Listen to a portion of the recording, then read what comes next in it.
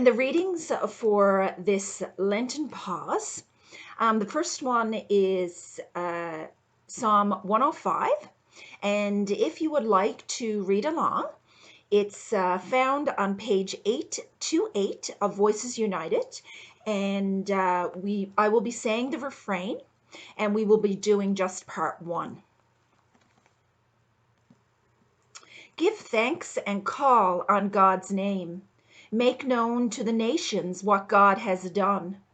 Sing, oh sing the songs of praise. Tell all of God's wonderful deeds. Exalt in God's holy name. Let those who seek God be joyful in heart. Bless God, my soul. Turn for help to the one who is your strength. Seek God's presence continually. Remember the marvels the Most High has done, the wonders and judgments God has given. O children of Abraham and Sarah, God's servants, O offspring of Israel, chosen of God, bless God, my soul. You are the eternal God. Your justice reaches every corner of the earth. You are ever mindful of your covenant, the promise you gave to 1,000 generations, the covenant you made with Sarah and Abraham, the oath you gave to Isaac. You confirmed it for Jacob as binding. To Israel, your everlasting covenant you declared. To you I give the land of Canaan as your appointed inheritance. And bless God, my soul. Amen.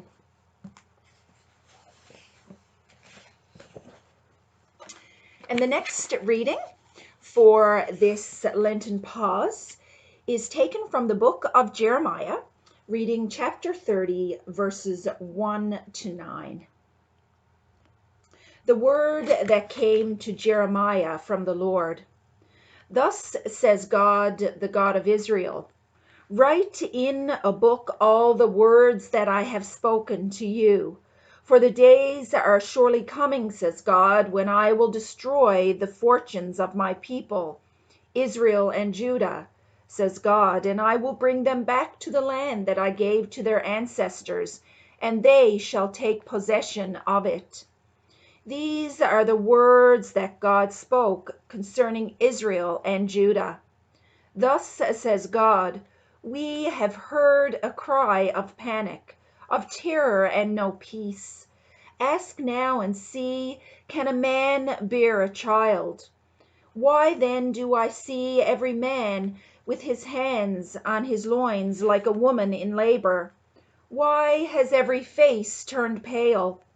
Alas, that day is so great there is none like it. It is a time of distress for Jacob, yet he shall be rescued from it.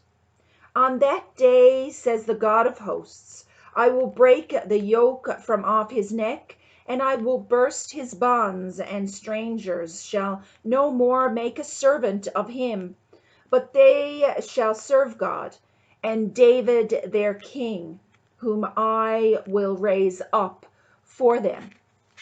Amen. And then the gospel reading for this Lenten pause is taken from the Gospel of John, reading chapter 12, reading verse 36 to verse 43. While you have the light, believe in the light, so that you may become children of the light. After Jesus has said this, he departed and hid from them. Although he had performed so many signs in their presence, they did not believe in him. This was to fulfill the word spoken by the prophet Isaiah. Lord, who has believed our message, and to whom has the arm of God been revealed? And so they could not believe because Isaiah also said, he has blinded their eyes and has hardened their hearts, so that they might not look with their eyes and understand with their hearts and turn, and I would heal them. Isaiah said this because he saw his glory and spoke about him. Nevertheless, many even of the authorities believed in Jesus, but because of the Pharisees they did not confess it, for fear that they would be put out of the synagogue, for they loved human glory more than the glory that comes from God. Amen. And I wonder, as you make your journey through this Lenten time, and especially during this week, how do these words speak to you? What do they mean for you in your life? I invite you to spend some time to maybe light a candle and to perhaps read them over and to ponder.